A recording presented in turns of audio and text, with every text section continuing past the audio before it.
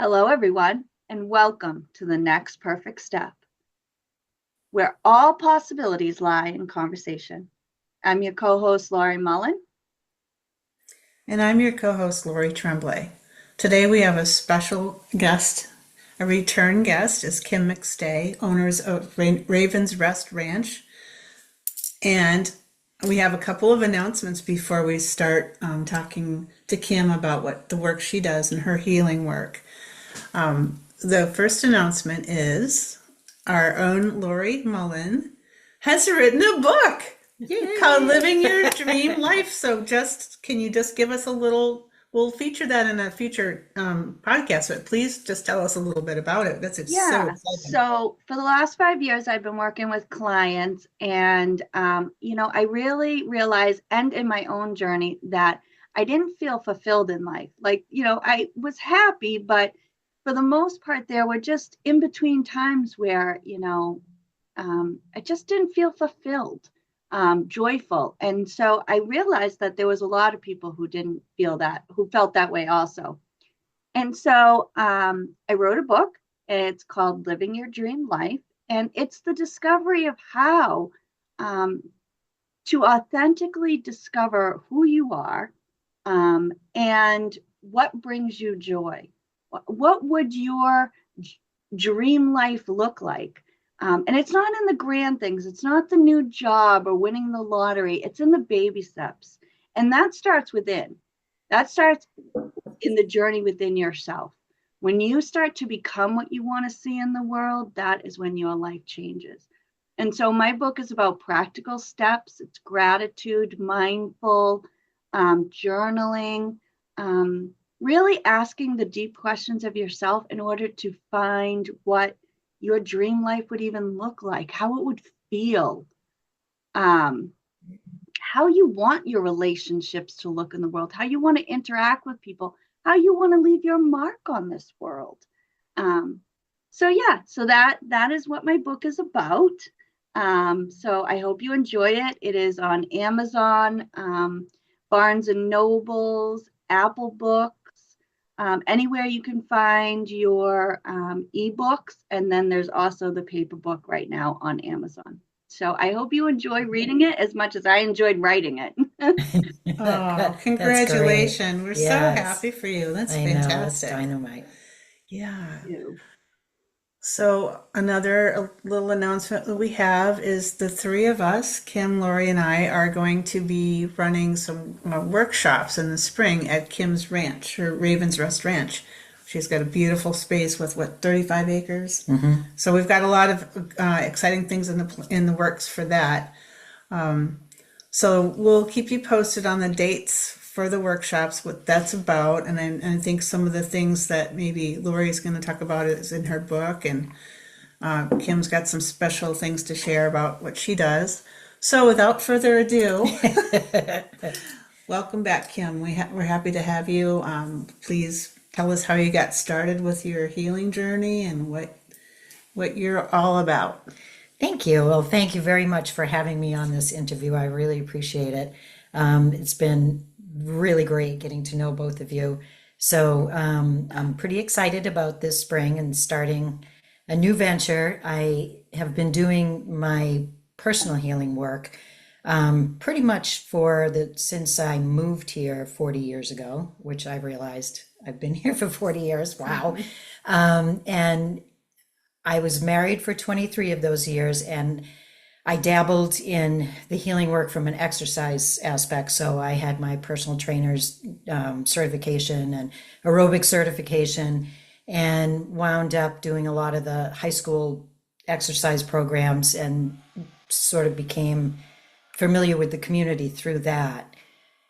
I was approached by a chiropractor in town who liked the exercises that I was giving to people. And so she had me working for her for a while doing exercise programs for her clients.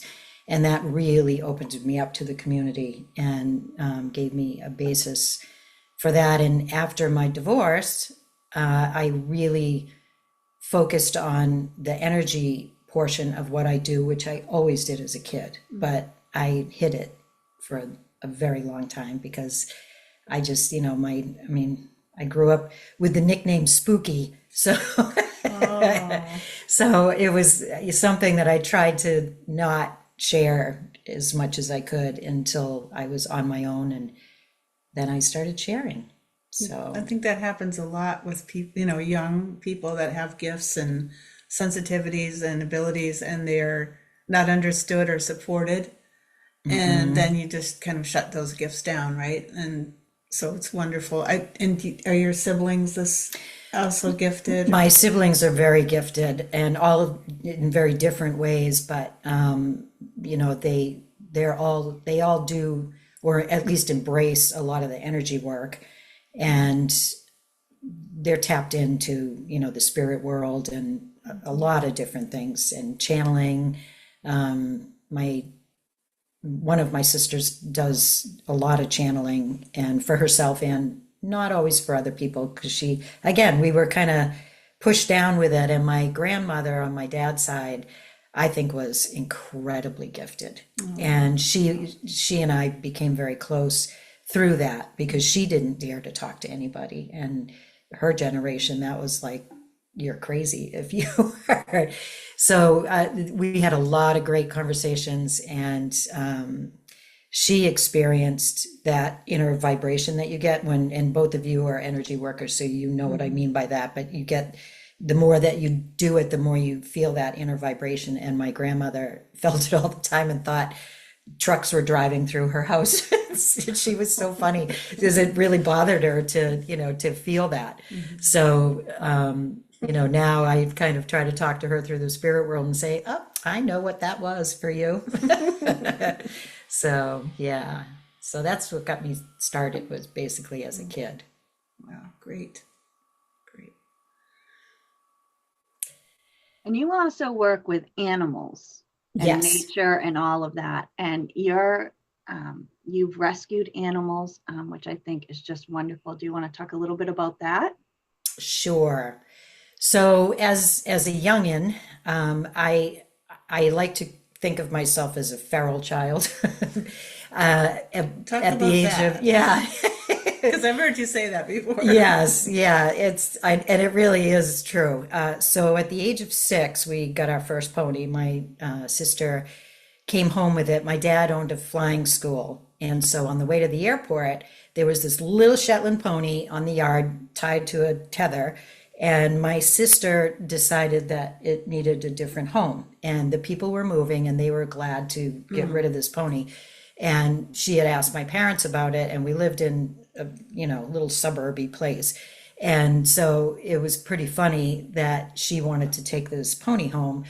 And my dad said, well, what do you have in your piggy bank? And she said, $25. He said, sure, you can buy the pony. That's great. Well, they sold it to her for $25. So she brought the pony home. That's And we put it in the tool shed. And of course, 2 days later, the neighbors are all up in arms because it just ran through all their clothes and got into all kinds of trouble. And so we ended up building a house on the other part of town. And it was pretty big, and we had, I believe it was around 6 acres, which was a lot in the town that we lived in.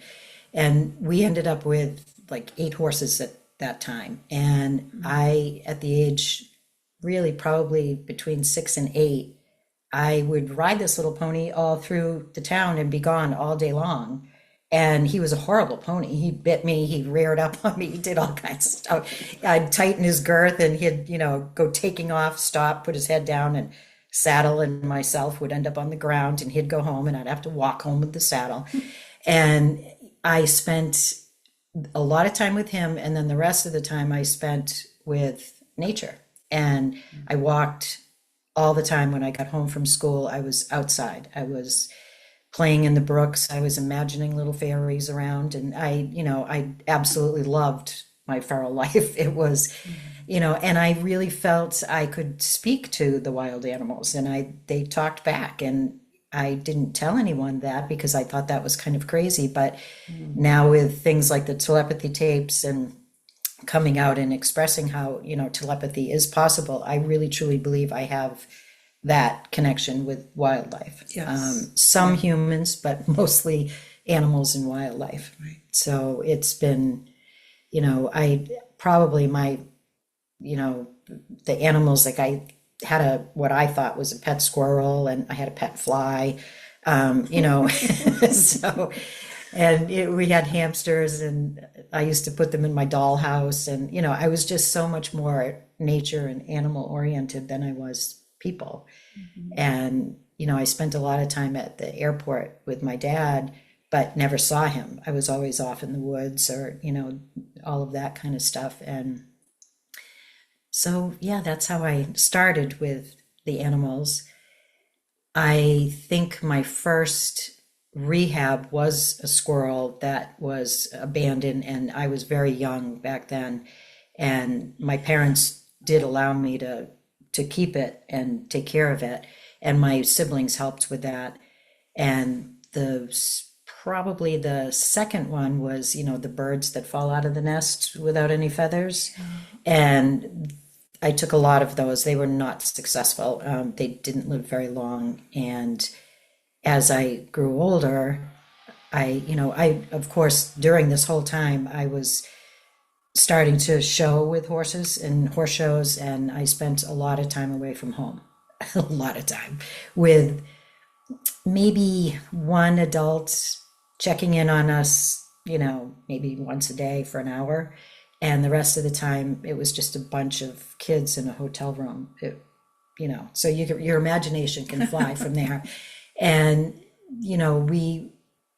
we had a lot of fun at the horse shows and became quite a horse show community. And my dad was convinced that I was going to, become some great rider.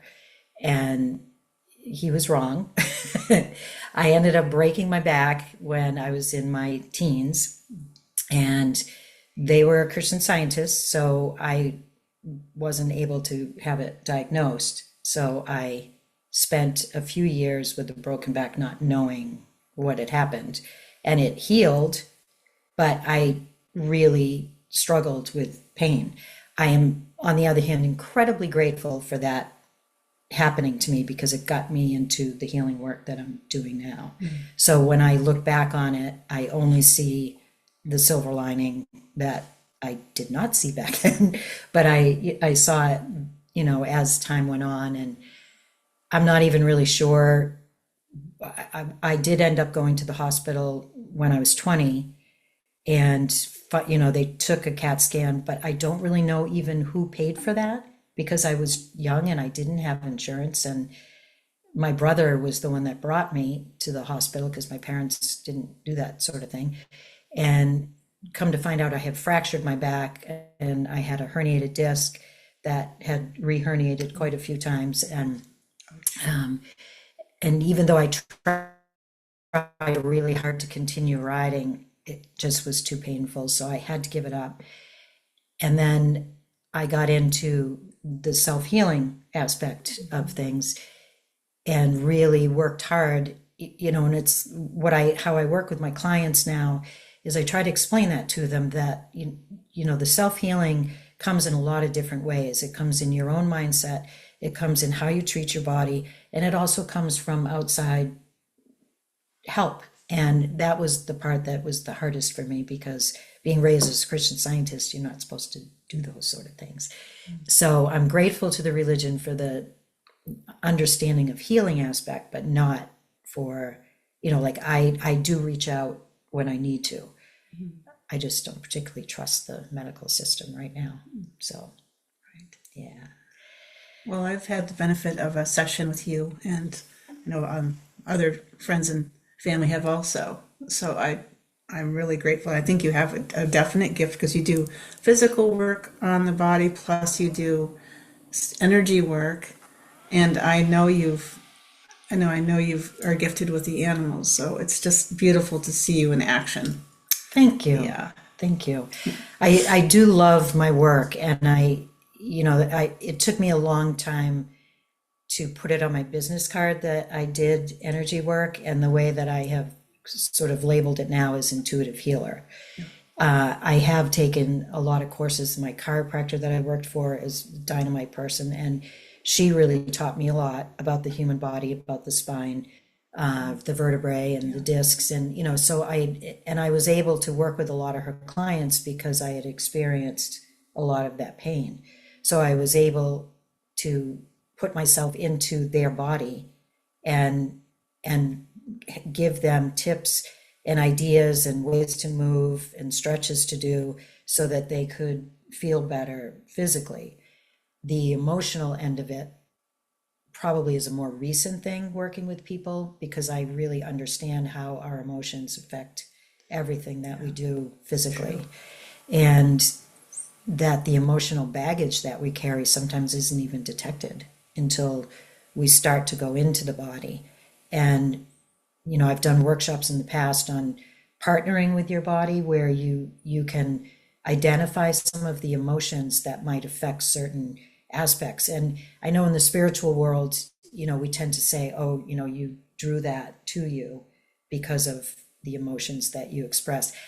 I don't really see it that way. I see it more that you might be sensitive in an area in your body that needs to call out to you to say, okay, this is an emotional aspect that you really need to target and figure out what's going on and release some of this. And until you do that, the body is going to continue to scream at you until you listen.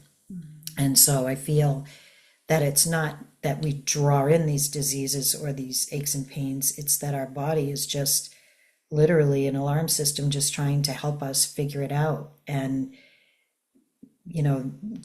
I think the most challenging part working with people is trying to get them to let go of their patterns of pain and to let go of their addiction to pain. And they don't even realize they're addicted to it. But that low frequency keeps you in a place where you can't heal.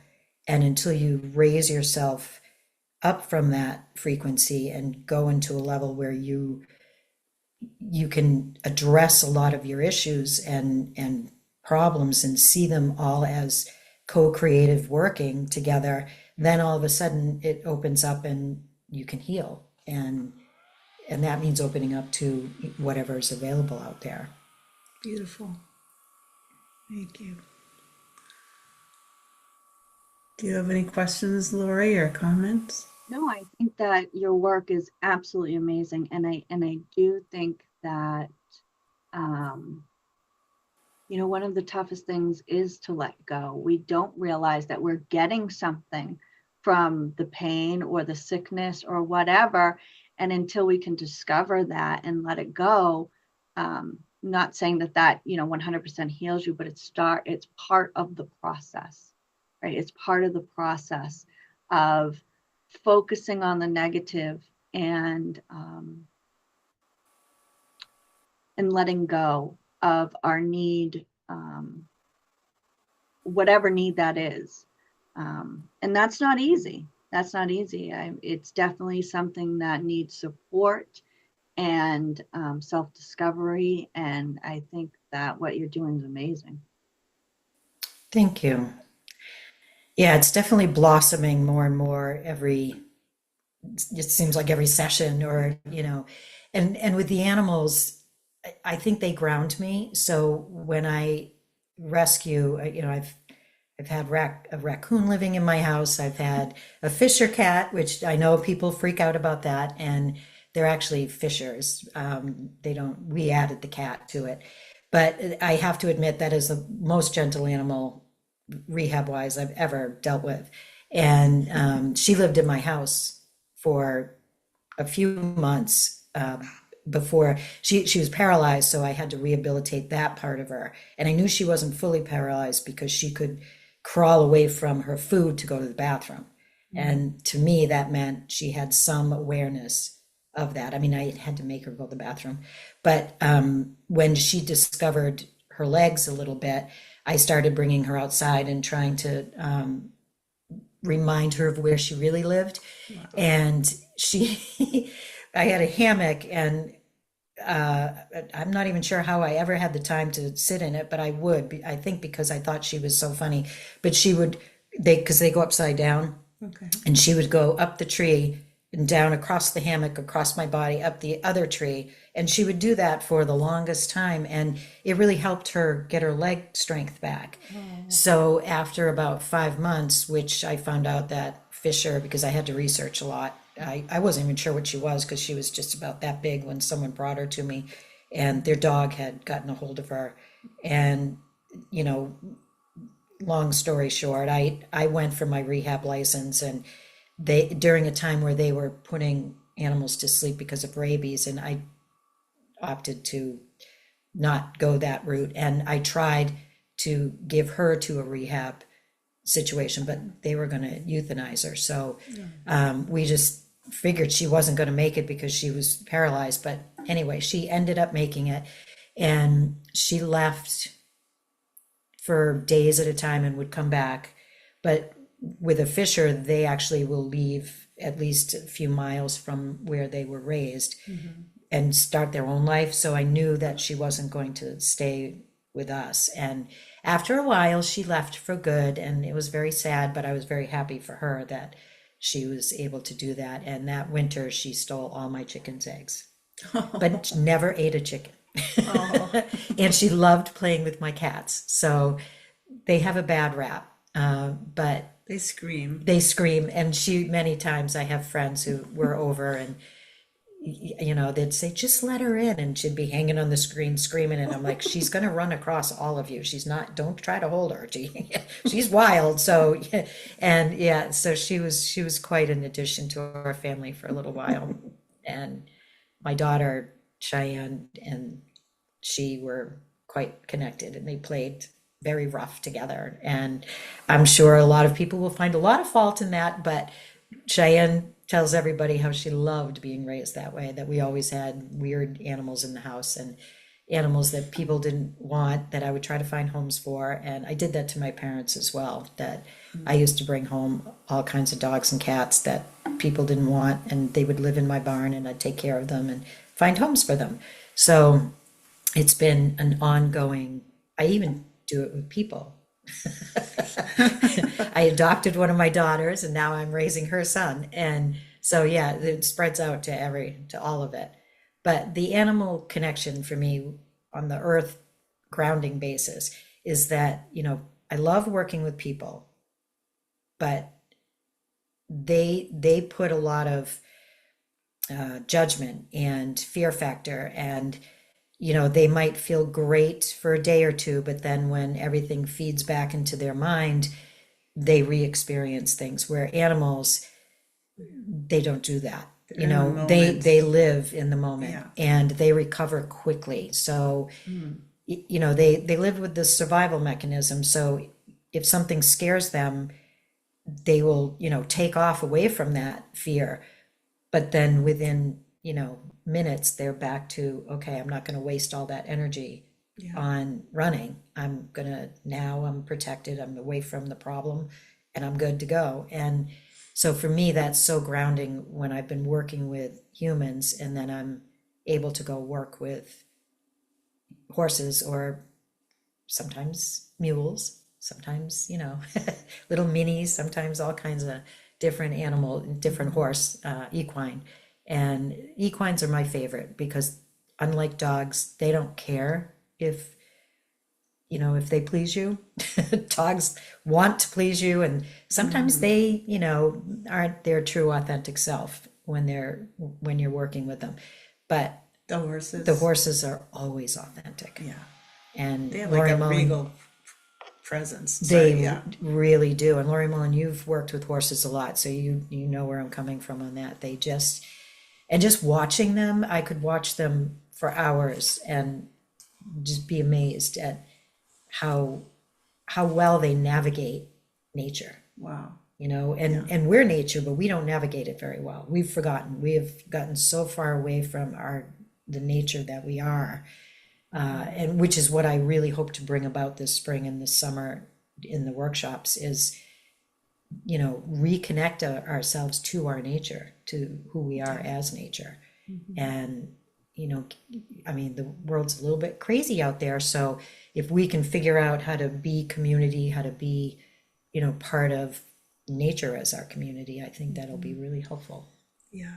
And your land is so special. It's got such a beautiful energy and just beauty, natural beauty, and it just feels good and peaceful to be on your land.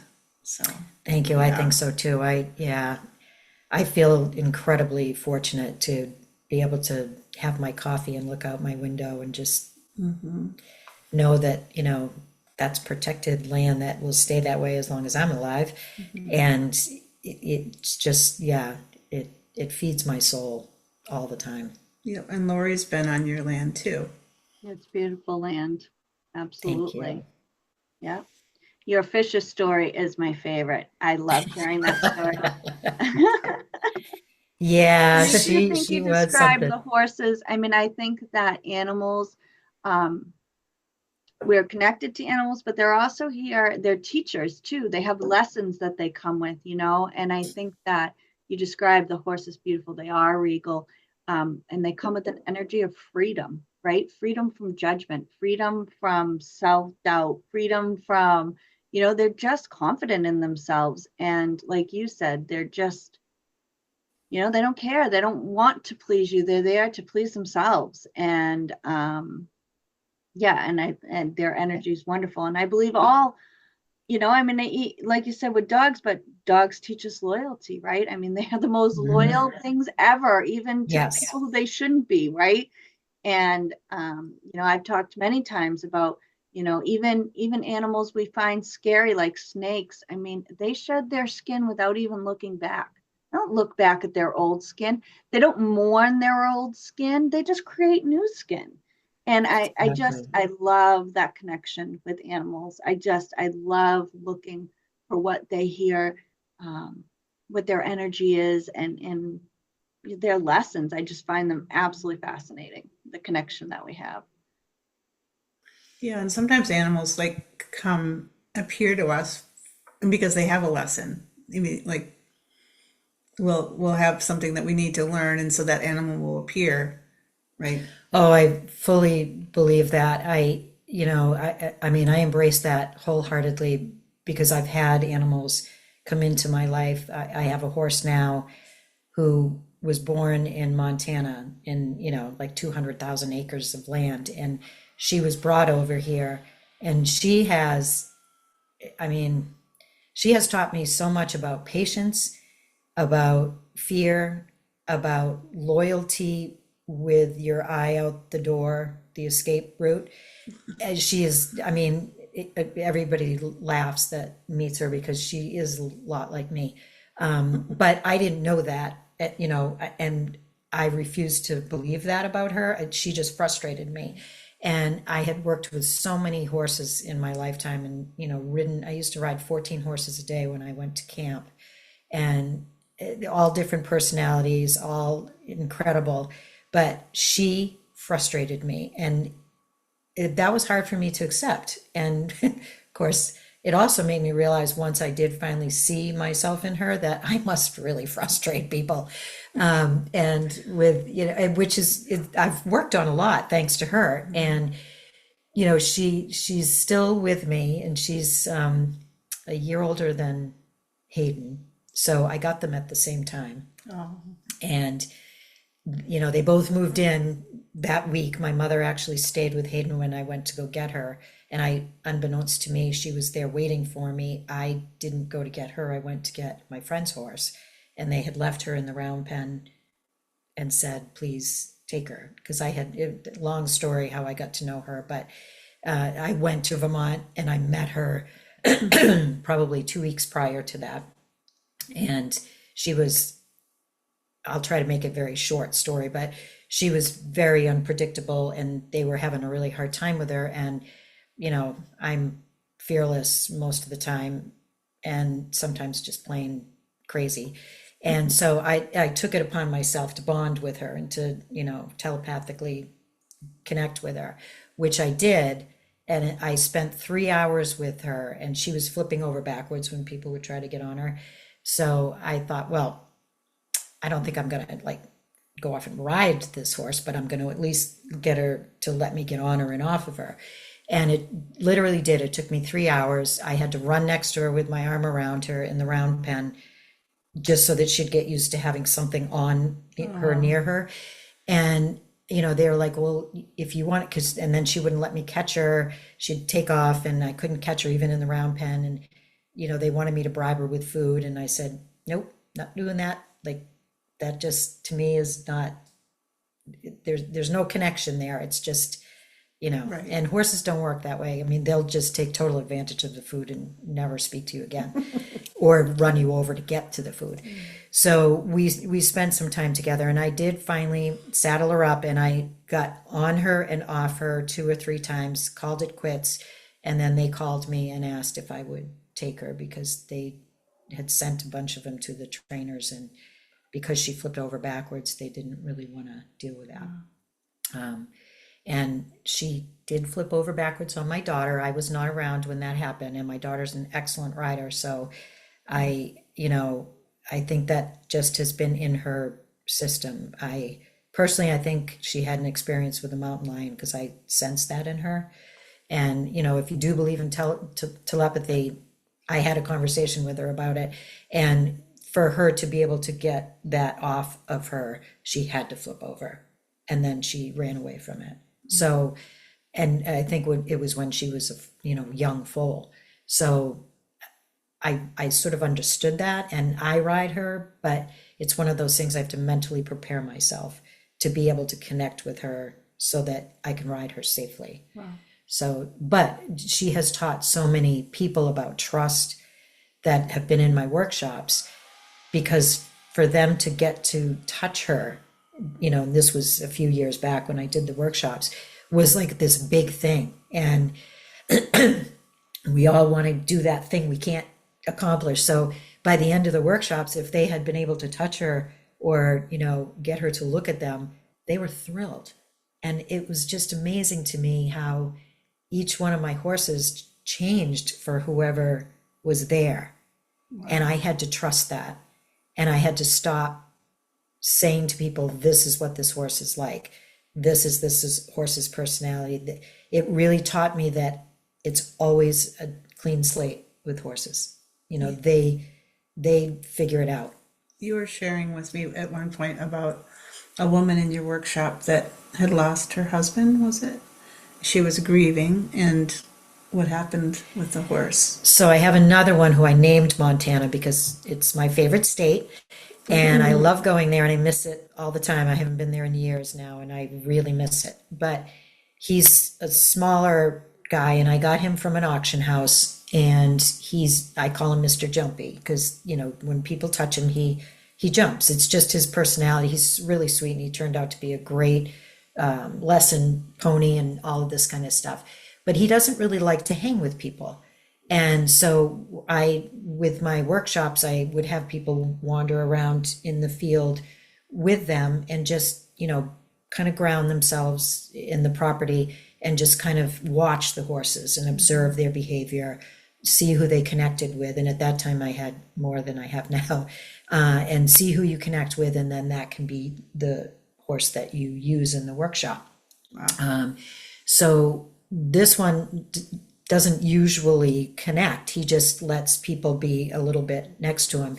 And this woman, I could tell she was struggling with being in the group because of her grief. And so I told her, and he had a halter on at that time and a lead rope. And I said, if you want to just take him over and be by yourself, go ahead and do that. And we're going to work on this part of the group. And she did. And when I took off his halter, he stayed with her for, I don't even know how long it was, but he stayed with her.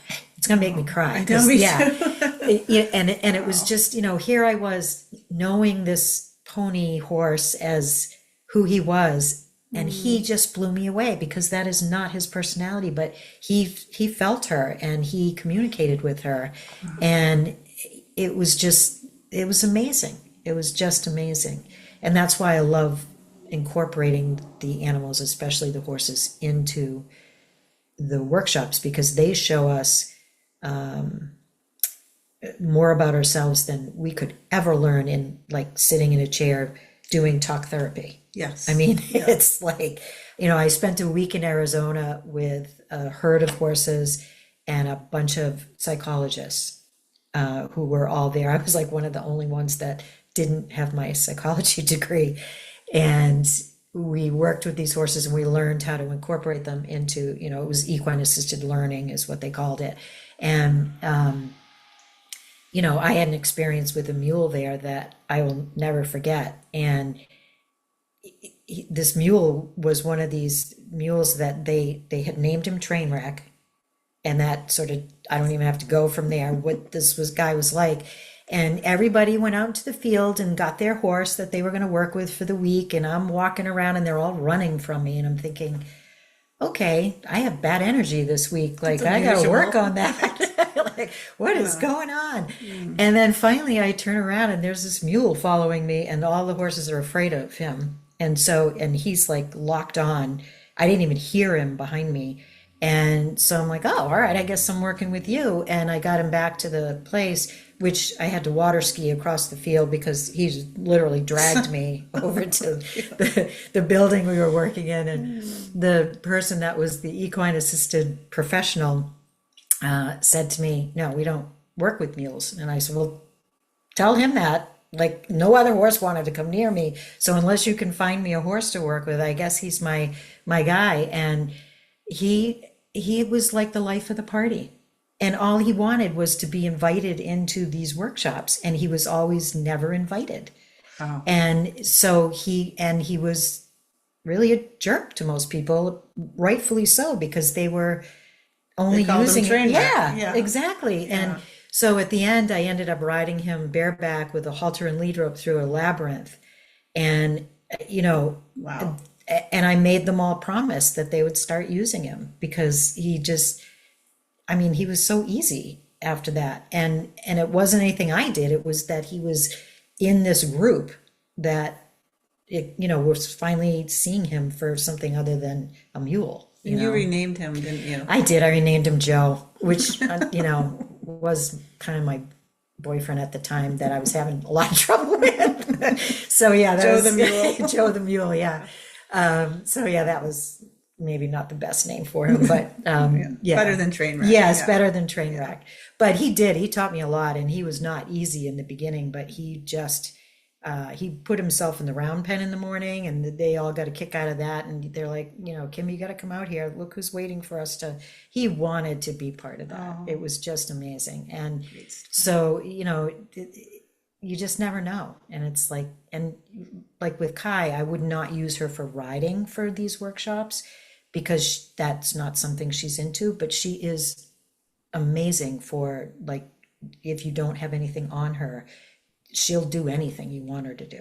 She just doesn't want to be forced, right, or confined into that. So yeah. We'll get to meet Kai and Montana at the workshops. Yes. They're beautiful horses. And then your two dogs are amazing. Well, they're not as amazing as the other dogs I've had in my life, but they're working on it. I have one that, again, is very challenging, but that's Hayden's dog, and she will become part of the workshops. I'm convinced. And your rooster named Mick Jagger. Yes. Tall, skinny, black legs that he has. He does. He looks like he has leather pants on. But yes. So yeah, that's my clan. Wow. It's so amazing. Their stories are great. And just showing how that there are teachers and how you were prepared from a young child to connect with nature, connect with animals, and to, your own injury to become a healer. It's just amazing. And I know that you also have a deep gift that you were born with that's just coming out. So, well, I know this is probably kind of a crazy story, but I remember picking my family. And it was before I was born, and I remember it like every single detail about it. Wow. My mother had just given birth to my brother, who's 3 years older than I am, and I remember being in the parking lot with my dad and my twin sisters, who, look at the turkeys. Sorry, I know, distracted. I just saw them coming. Hi, turkeys. So as I'm in this parking lot, I remember what my sisters were wearing and I described it. I think I was around 10 years old, and I started talking about it at the dinner table. And my mother started turning white and she just said, "What are you talking about? You were not there. You're 3 years younger than your brother. How could you have been there?" I remember her showing everybody, Chuck, my brother, in the window, and I was in the parking lot with my twin sisters who were 5 years older than me. And yeah, and I know, and I remember seeing my mom thinking she's sad, and I knew that I had to be in that household to help her through that sadness. And I knew as a very young child, I remember having light beings above my crib, so I must have been, young enough to be in a crib, and talking to me telepathically about how my life was going to be a little challenging, and that I was always protected. And I think that opened me up to the gifts. I think we all have those gifts. Every single one, every single living being, from plants to animals to people, have all of those healing gifts, have all of those intuitive gifts, have Yes, all of that. definitely. But it's whether you connect to it or not. And I think because I came in remembering who I was or wasn't, or I came in knowing I was light. And so I feel like I was more connected to it than some because of that experience. That's beautiful. What a beautiful experience. It was different. And to remember it. Yeah. Hence why I ended up with the name Spooky as a kid. Wow. That's great. Yeah. So anything else you ladies would like to know?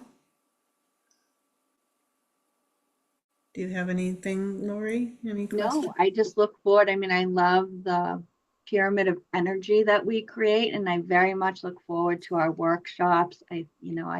There's lots of wonderful stuff planned ahead, and we'll give little tidbits every week to look forward to. But I just, thank you for sharing you today, and again, letting people get to know you on a deeper level and your beautiful gifts that you share with the world.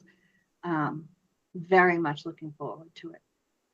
Yeah. Thank you. We all get to work together, which is really exciting. I'm excited about that. A new venture that we are been led to go on to together. So, but thank you, Kim, so much for being with us. You're a joy always. Well, to thank have you. Yeah. Thank you for inviting me here and for letting me get to know you ladies. I'm really looking forward to working with you. I have really gotten a lot out of getting to know you and Us too. doing this together.